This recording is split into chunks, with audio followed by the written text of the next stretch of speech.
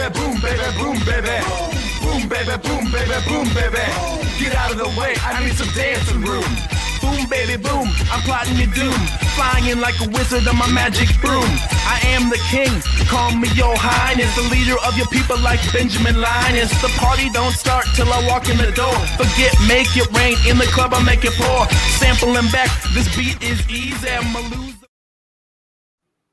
Hi, Emily. Once again, I'm so proud to have you on my show. Our first attempt failed, but now we are safe, it looks like. We are live on LinkedIn. We're back.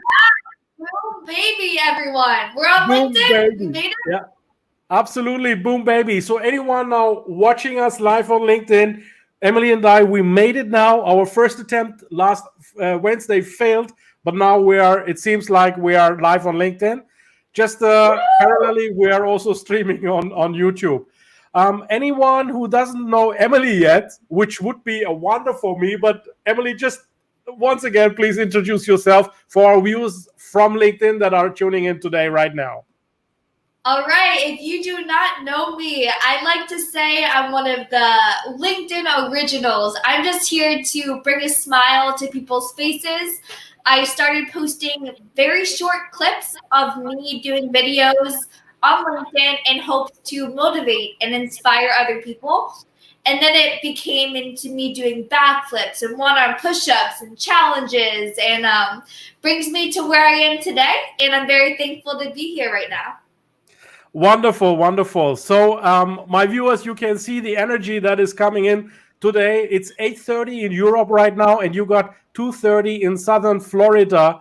Yeah, we are a bit tired, but today was actually relaxed because today, Emily, we have a bank holiday in Germany, which is called the Workers' Day. I mean, it's sometimes the irony of life. Nobody worked all the time, but we have now a bank holiday, the Workers' Day. Do you have the same Workers' Day in the US right now? Labor Day. So Labor Day. I have an individual like in Hong Kong, and he was saying that they're celebrating this holiday, and I didn't know what he was talking about. I'm still working and connecting, so I'm like, oh, I don't know. Okay, wonderful. So how this works, our dear viewer, I hope that Emily's viewers are here and my viewers are already tuning in. I will check with you right now after I've made an introduction, first question with Emily. How this works is this is LinkedIn Live. This is an interactive show. And please, would you ask your questions to Emily? Emily is here to answer all your questions about, energy, her journey on LinkedIn, maybe live in southern Florida. We will take care of you guys today and give you a boost tonight on energy. Okay, so for the ones that have already viewed our first failed attempt, that was funnily recorded on YouTube at least, an 8 minutes snippet. I discussed initially with Emily that she went to Berlin last year. And please look up that video. We will not repeat that all. We've discussed in length how she found Berlin. Just in one sentence, Emily, how was it? Amazing. I need to go back very, very soon. Okay, so we will be welcoming you heartfully and roll out the red carpet for you. Yes. Okay. So Emily, I prepared a few questions to you. I mean, in our pre-chat, we discussed that we want to go through your LinkedIn journey, which is, I think, one of the most exciting of all the LinkedIn personalities, at least I know of and I'm connected with. Within a very short time, you have managed to gather a fantastic number of following. Now, said that, I don't think the number of followers isn't that essential for business, but at least, a big number of followers shows that you are popular, that people trust you and they want to see more of you. What do you think, or what is your secret on getting this followership? How long did it take to get this nearly 50,000 followers? And what was your secret? Just tell us a bit about it. Okay, so for those who don't know me, I am completely transparent, right down to the point. So I'm a 24-year-old individual. I started LinkedIn 2 years ago when I was 22. And I realized that people my age were creating a large following on platforms like Instagram and Facebook selling their bodies. Well, I thought, you know what, as a motivated entrepreneur, I'm going to sell my mind on a business motivated platform. And at the time, no one was producing video. And I've been a cheerleader my whole life, and I love being on stage. So I was like, I'm going to start posting my journey and my thought process on how I'm navigating my graduate school, as well as how I'm going to start my career. So within, I would say, the first 2 months, I went from 0 followers to 20,000 followers. Now, my intention was not to grow a following. I just wanted to get more comfortable with the camera, because I knew that whatever I was going to do in the future, it was going to implement videos. And then I was like, okay, to gravitate this amount of followers and create this amount of engagement every day, I have something here. And my whole goal and my whole purpose when I was creating content was to make the other person smile.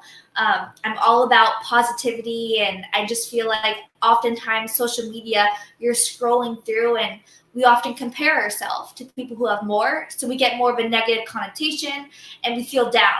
So I always was like, you know what? I want someone to come to my page and put a smile on their face, make them laugh, do some crazy stuff. And it just truly blossomed from there. So that basically was really out of the norm, out of the box, something really special in the LinkedIn feed. And this is also how you went on my screen one day, and I thought, wow, this is energy poor. And I really admired your brave being, so confident also on the camera. Just coming to my mind, how did you train the confidence on the camera? I mean, people all the time, as you know, I'm running a video group here in the German-speaking countries, which is also the logo over there. And most people, by the way, I'm asking them, the process is I'm asking them for an application video. And by that, I'm actually filtering out people that are really scared about video, because I want the people engage and improve their video skills in the group. But to do that, you have to at least have a look at your phone and make a selfie video. How did you create that confidence? Do you remember? You know, over time, I think cheerleading has helped a lot, because you have to put yourself out there. But I've always been most admired by those who show a lot of confidence. And I think confidence really is a huge selling point. For example, let's say if you go on a date with someone, you're probably going to be more attracted to them if they come off more confident and more strong and like happy with who they are. And I've developed that skill set through college, and actually my first entrepreneurial endeavor was a video-based fitness program where I had to speak in front of the camera and do instructional videos. And this was before I was even on LinkedIn. And I was like, oh my gosh, I just love this. I love portraying a message and the idea of storytelling. And some people have it and some people don't, but I do think it's a learned skill. Like, just don't ever give up. You're not going to be perfect at it first, but I practice. Yeah. But did you not also get this feeling when you look in the lens that there's no reaction, no emotion, nothing? You are looking just on a spot? You know, I'm the type of person I could sit down and have an amazing conversation with the wall. All right. So for me, it wasn't a big deal. I just act as the camera is my friend. And the first couple of videos are how I train other individuals who want to be more comfortable in front of the camera.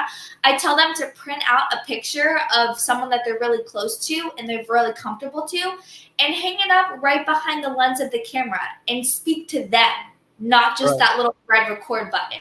Yeah. So one of our team members in the group came up with this idea. So these are eyes. You can cut them out and you can stick them on your webcam. Oh, that's a little creepy though, no?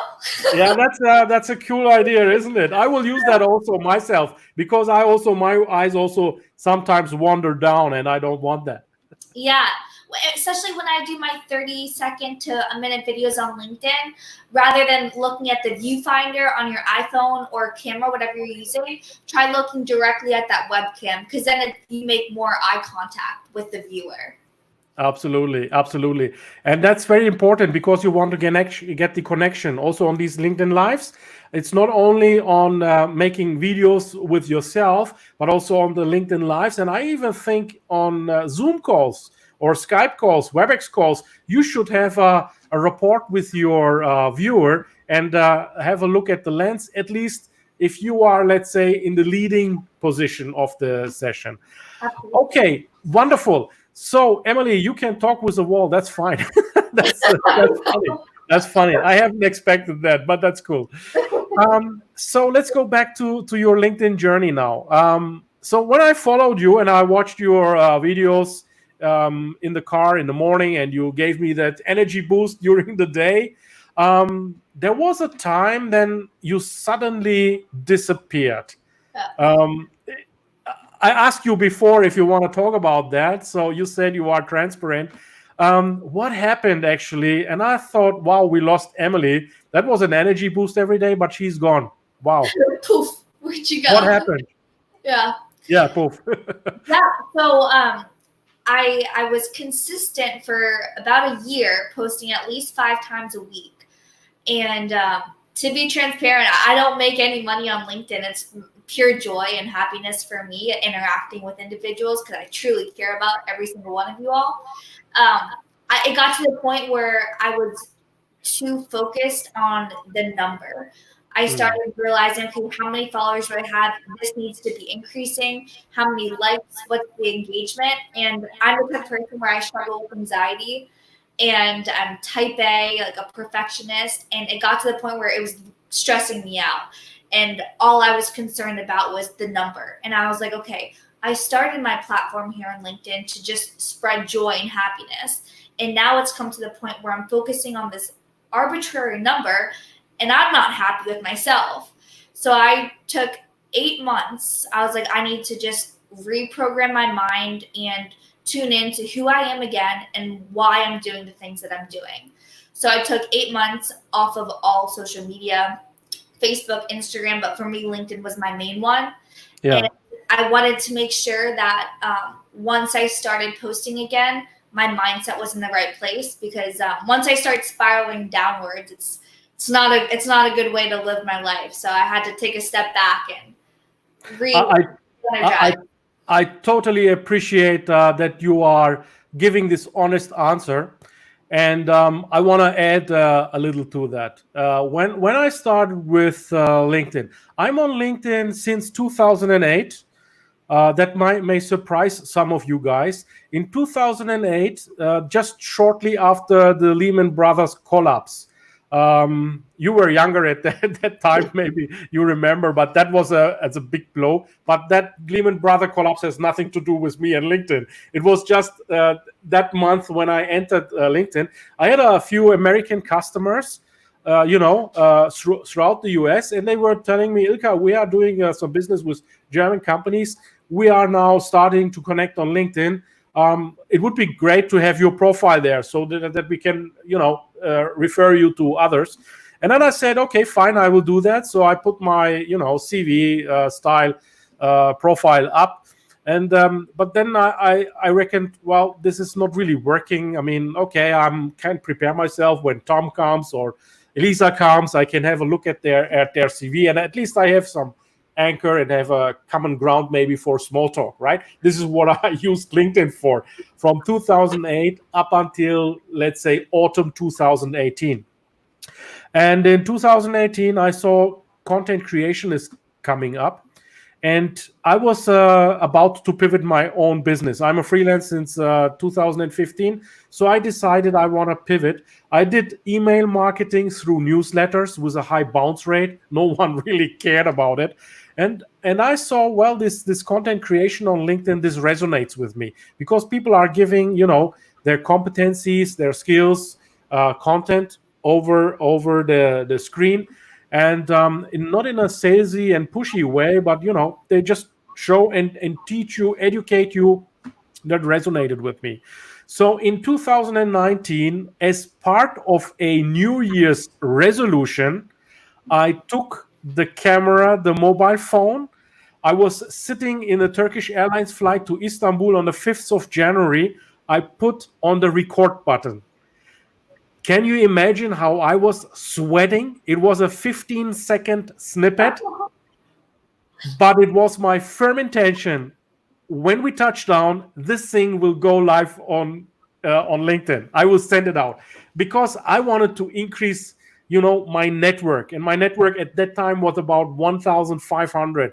Now, currently, I'm at 14,500. It's not a massive growing like you are, but my growing is at least in a niche sector, in an industrial sector. But what I want to say is, I have had this intuition that it will take a long time until you can really monetize this. And I'm really happy that you shared your personal story, that we can tell people together, you did this and I did this journey the same. It is not like you go on LinkedIn, make your pitch, and you get millions of dollars of turnover. This is not how LinkedIn works. LinkedIn works with relationships, honest relationships. You keep building up your following through content. And I can totally resonate with what you're saying. And it's the same with me. In the first few months, there was nothing, even not the slightest hope of getting into a business. It took me until I really got into serious contract discussions on something that I really can refer back to a new LinkedIn connection. And that was my KPI, let's say. It took me 10 months to do that. So on the one side, there is no fast way to this. And on the other side, I want to encourage everyone to sustain, to keep on working on your brand, to keep on giving content. Don't expect much in the first months, because the system works like this. Your content is played out to a certain number of people. But as many people as starting following you and engaging with you, more and more people see it. So there might be a hockey stick coming on. You know the hockey stick term? It's flat and then it goes up. Yeah. It takes 10 months. Yeah. So you decided for yourself, Emily, you made a good decision to go back and think about your content and your content strategy, right? Yeah, well, and I think we live in a day and age where we all thrive off of instant gratification. So we get caught up with these headlines where lose weight fast by taking this, or make money fast by joining me. But like, we want everything fast, but we don't understand that things take time and work and patience and consistency. And I think, to be completely honest, that's how I grew the following, because my whole passion was just to create content and make someone smile. I had no intention of being like LinkedIn famous or creating a huge following. I just wanted to make a difference in one person's life. Well, that one person became 50,000. And I was like, wow, but that wasn't my end goal. Heck, my end goal still is to make a difference. And I just continue my best every day. So I think it's important to ask yourself, why? And the whole how to do things fast. Well, take a step back. Is that really possible?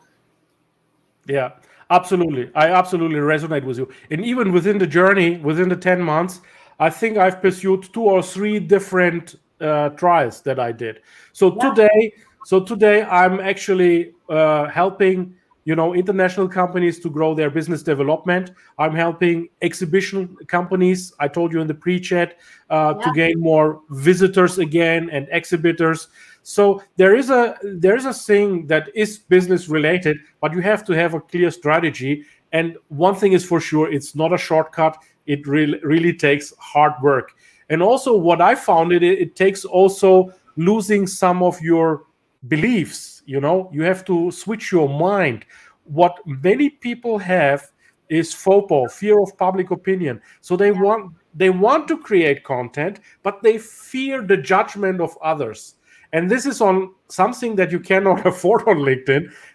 If you want to provide content, if you want to help other people, like you say, Emily, you wanted to help that one person, and I have totally the same mindset.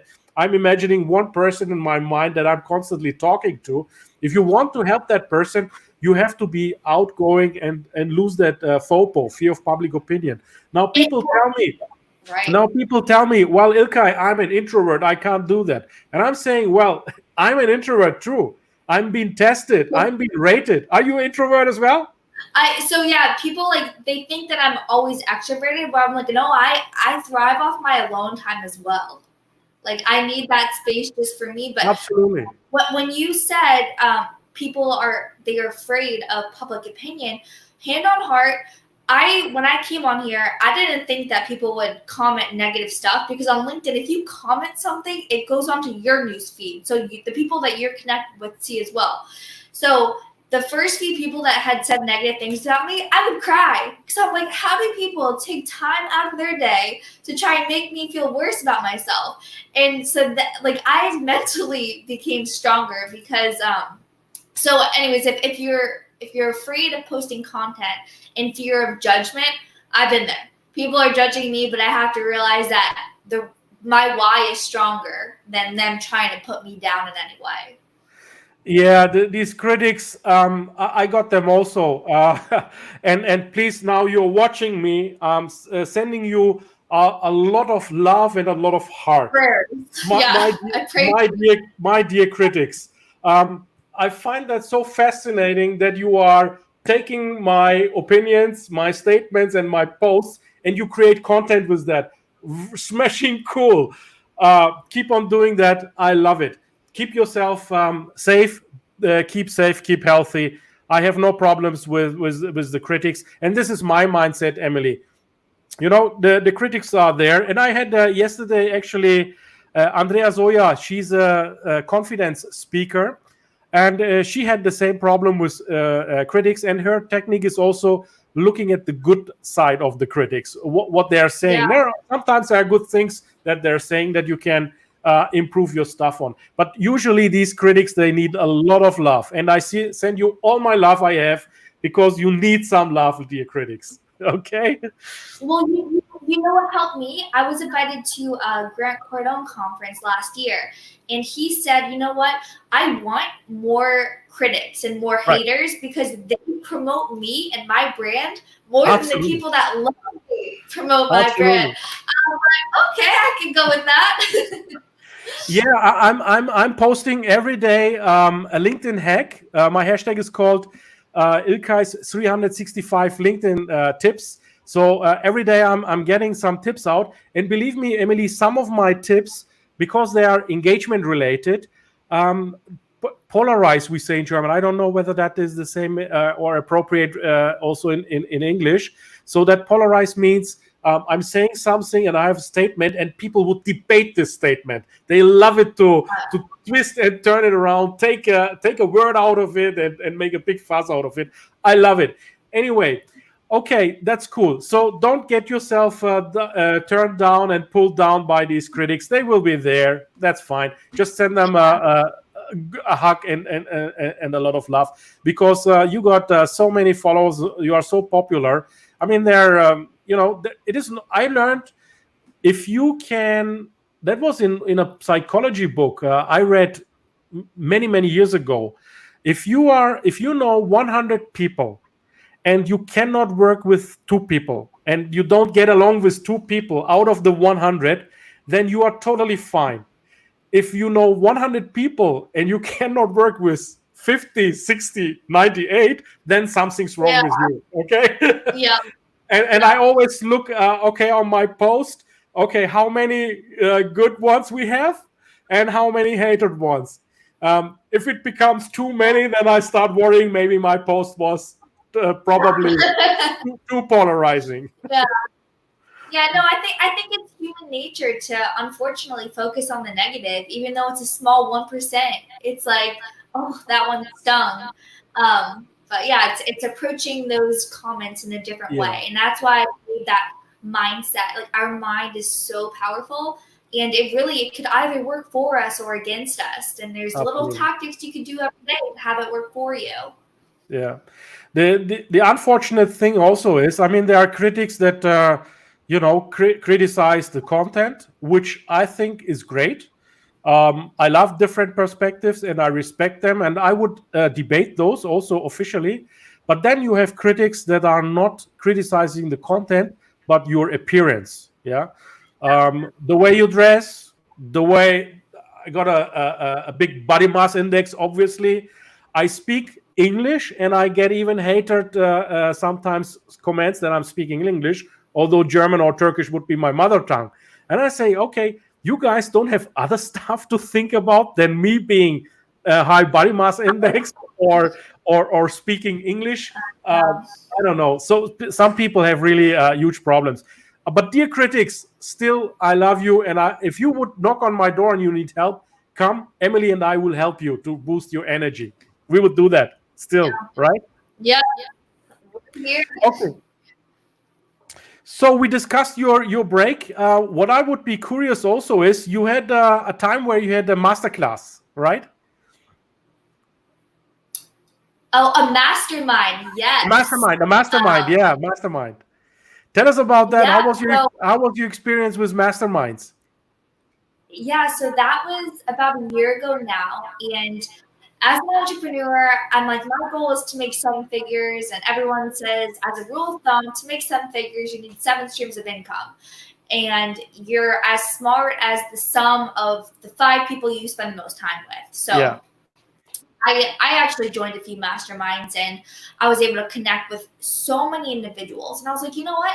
I'll use my platform and see who would like to be in my mastermind. And I did it for about 5 months. And I think I ended up getting around 50 people, 30 to 50 people. And I had a fee, so it was a subscription model. Yeah. I really think that's where the future of business is going. But what we did was I did live videos with them for about an hour every week. And then I also interviewed someone and brought them in. But then within that, every single day I had challenges for them, whether it be you wake up and write down things that you're grateful for. And the crazy thing is we all became close. I still talk to them on the phone every single day. A couple of them do business together. But the whole intention was to bring like-minded people together, because I truly believe that the people you surround yourself are those that you become. And so I was like, I'm going to seek out positive, successful, high energy individuals, because that's who I am, and I want to be around that. But it was an incredible, incredible experience. Yeah, but that was prior your break on LinkedIn? That was prior to my break, correct? Okay. And do you think about reviving this in some form, or is that for you an experience you would? So this is the crazy thing, is I'm so hard on myself, and I was charging them a fee every month, and it was something nominal. But I felt so bad that I didn't think I was providing them enough value. So I told them we still have the group, but I was like, I'm canceling everyone's membership because I don't want you guys to pay. And then I think 10 or 15 of them reached out to me, was like, I want to just pay you. Why are you canceling this? But I struggle. I do struggle with being really hard on myself. So that was why I canceled it, because I didn't think I was doing enough. Okay. I think we can talk about that in a private chat. I have some ideas on this as a business mind, as a mentor. Yeah, we can talk about that. Yeah. Okay. My mindset, I'm so people oriented and business oriented. Yeah. Oftentimes, my wanting to help supersedes my mind. Yeah. Absolutely. But there is a let's say a workaround on that. I totally resonate with what you say. It's the same with me. I'm also tending to help other people. But as long as it is your passion to help, you can also monetize it, and people are happy to pay for it. But that's a different matter. We can discuss it later. I wanted to come back to LinkedIn in the US, Emily. I mean, I had Elise Archer. Do you follow Elise? She does also LinkedIn masterclasses. I had a chat with her, but we didn't chat really about the American system. But because you have so much following and you are so intense on the American LinkedIn structure, and as you said initially, you are a LinkedIn. What did you say, LinkedIn? Well, people call me a LinkedIn queen, and LinkedIn I joke around, and I'm just like, yeah, but I joke around. I'm like, I'm just that blonde girl that pops up on your newsfeed here and there. The other day, somebody said to me, LinkedIn Titan. Oh yeah, I love it. That's awesome. Yeah. So how is the US LinkedIn wise? In Germany, LinkedIn is still too much viewed as a job and recruiting portal platform.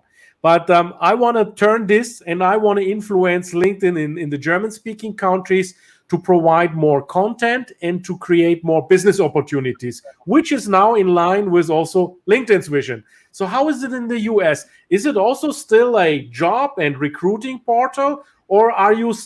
And that's my view. You are more advanced towards a content and business platform. See, that's an interesting question. I would say it would depend on honestly who you ask. The majority of my followers know this, but I was in the mortgage business for about a year during college, and a lot of individuals in the finance, insurance, mortgage space, they're not allowed to post content on LinkedIn, or if they do, it has to be approved by compliance, depending on the organization. So there's a lot of red tape for some people, but they use it to recruit or to try and get a business connection. And I think in college, when I first heard about LinkedIn, it was primarily like all students, if you want a job, you need a LinkedIn. So it was the sole purpose of getting a job. And so I still think that there's a hurdle where there's much more viewers and users on the platform than there are content creators, but which is a benefit for us. And for all those watching this right now, if you want to start posting content, it's not today, start today. It's not too late. Absolutely. And it gives you a first mover advantage, right? Because one day it will be crowded also on LinkedIn. Right now, my estimation, and this is really an estimation, I don't have hard proof for this. We got, that's proven 15 million LinkedIn users registered users in the German-speaking countries, Germany, Austria, and Switzerland. And out of them, I would say content engager are about 5,000 to 10,000 only, and only about 500 to 1,000 individuals post content on a regular basis. And regular, I mean once a month, once a week, not like me daily. Yeah. So it is really a blue ocean, they would say, LinkedIn still is. And that's what I told you. That was let's say my secret sauce in getting in was no one on LinkedIn my age was doing videos, and people said I was one of the pioneers of the first people utilizing the video aspect. And so I think that was also a reason why I was able to capture a lot of views, because it was new and it was different. Now it is more saturated, but it's nothing like other platforms where there's a lot more content creators. Mm-hmm. Now, I have in my title now, I've added this the other day because funnily, I'm greeting Katrin now from here. Katrin, she's in Switzerland, and she used to be a very high-ranked officer in a pharmaceutical multinational company. Okay.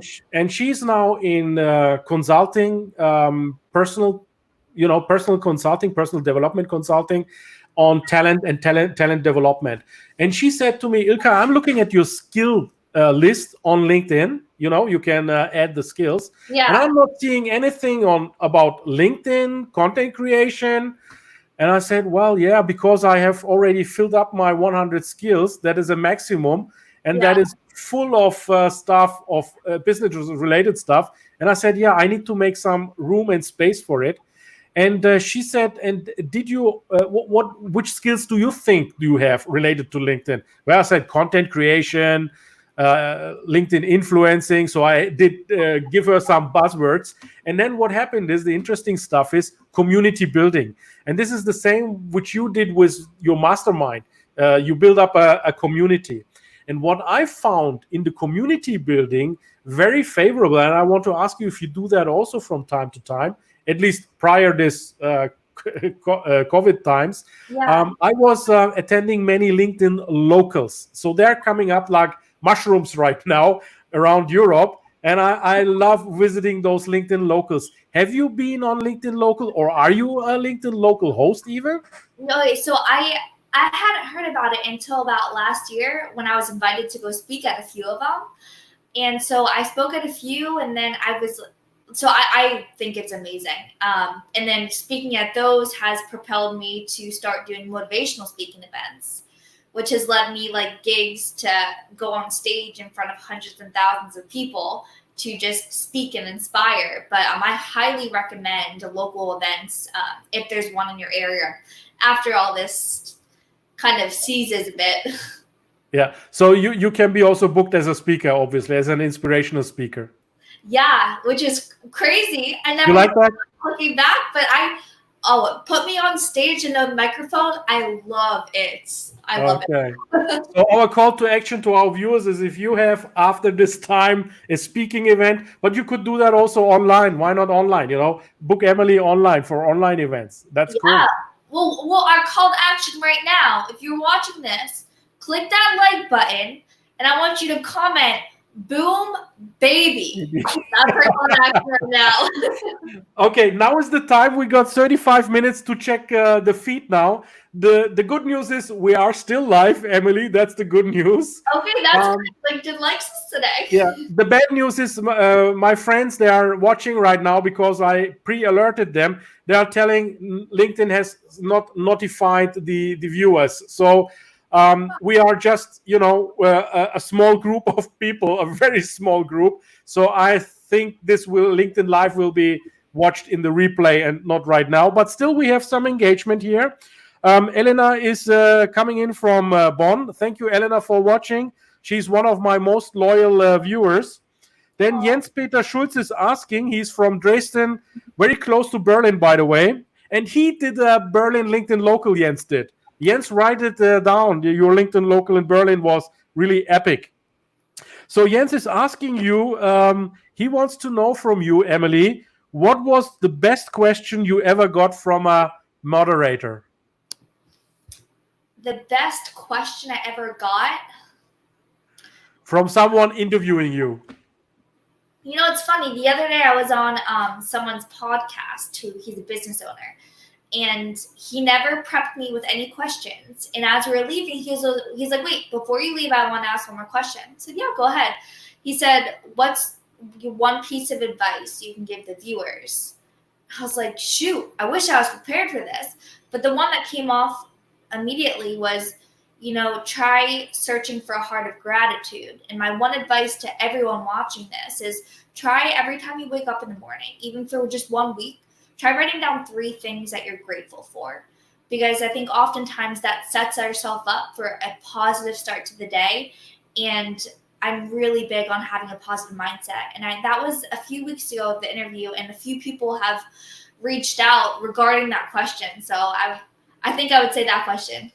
Wonderful, wonderful. That's a good inspirational question and gave you an inspiration for a clever reply and an inspirational reply. And after that gratitude, you write or you say, "Boom, baby." I say, "Boom, baby." Yeah. Any question that the interviewee is not prepped for and requires a heartfelt answer, like if you're put on the spot, that's their true, genuine answer. So those are the questions I love. Wonderful, wonderful. Okay, so let me check what the others say. Margareta says hello from Germany. Hi, Margareta. Oliver, one of my business friends, says it's a great live show. Usman is in from Dubai, Bahrain. Hi, Usman. That's wonderful. Attila Öztürk from Turkey. He gives also a website, so he's doing some advertising. Be my guest. Wonderful. Greeting from the Czech Republic. Wow, I have the first guest from Czech Republic. Never had it before. I'm gonna comment right now to see if my followers can look at this. Let's see. Yeah, you could go in my profile. Yeah, and, I'm right now. Take the link and post it as a post. We take that time. Until you finish that, I show another movie. No, go ahead. I'm done. Go. You're good? Okay. Yeah. Yeah, Emily says, "Boom, baby." Fine. I saw it. Wonderful. Okay. Yeah, Emily. So we discussed your LinkedIn journey. We discussed that you've been already in, Berlin and wonderful places all over the world. You like speaking at massive places. Is there anything you are working on right now which you would like to, give us a teaser? Okay, yes, actually. So there is a very well-known individual on social media who he's an entrepreneur. He's an eight-figure earner, Wow. and yeah, he has a new project that I can't say too much about that will be launching in the next couple months. And I am in the works of working alongside him and his inner circle on making it happen, which is a blessing. I'm really, really, Wow. yeah. That's really cool. That's really cool. I wish you a lot of success with it and a lot of fun with it. Okay, cool. Emily, I think we have now 40 minutes. And towards the end of my show, I'm asking always, because we are in these challenging times, a very similar question like the podcaster you are mentioned right now, but I'm a bit more specific.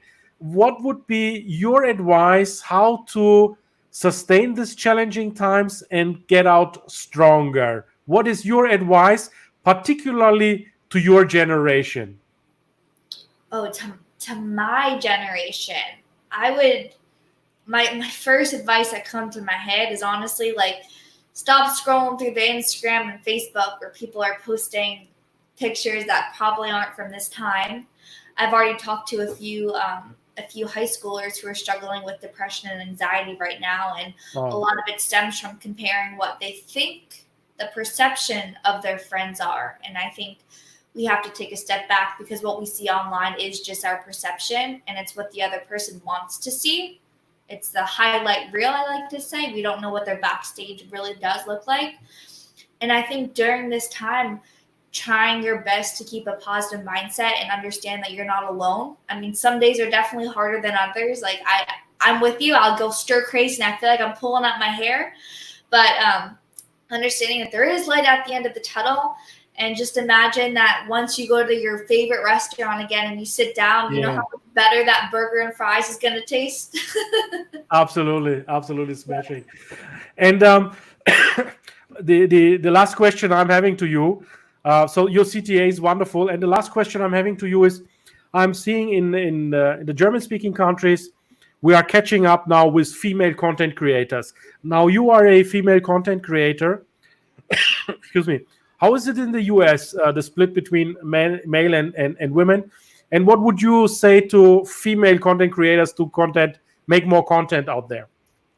You know, in regards to LinkedIn, I would have to say the thing about LinkedIn, it's an algorithm. So it's going to show you on your newsfeed what it wants to show you. So I see an average mix. So heck, if you're male or female, just we all have a smartphone with a camera nowadays, and it's just having that courage and clicking that red record button or posting a picture that inspires you. So just start.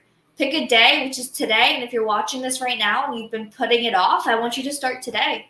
Wonderful. Tag me in it, and I can help support you and bring some engagement to you. Yeah, absolutely. Call Emily. Okay, Emily, can I have a boom baby? Boom, baby! Baby. Yes. Wonderful. Okay, so dear viewers, thank you so much. Most of you will now watch this in the replay because there was no notification, but we never give up. Nope. Persevere. We never give up. Show it. Wonderful for all those guys who saw us now live and now in the replay. Please write down your questions. We will have a look later at them again anyway and answer all your questions on this live stream. Emily, I thank you so much for being a guest on my Connecting the Global LinkedIn Community show. It was really great, a super experience. You have been a wonderful guest. So also so patient. I mean, Wednesday didn't work out, and today, however, we crushed it. Yeah, we made it great. Yeah.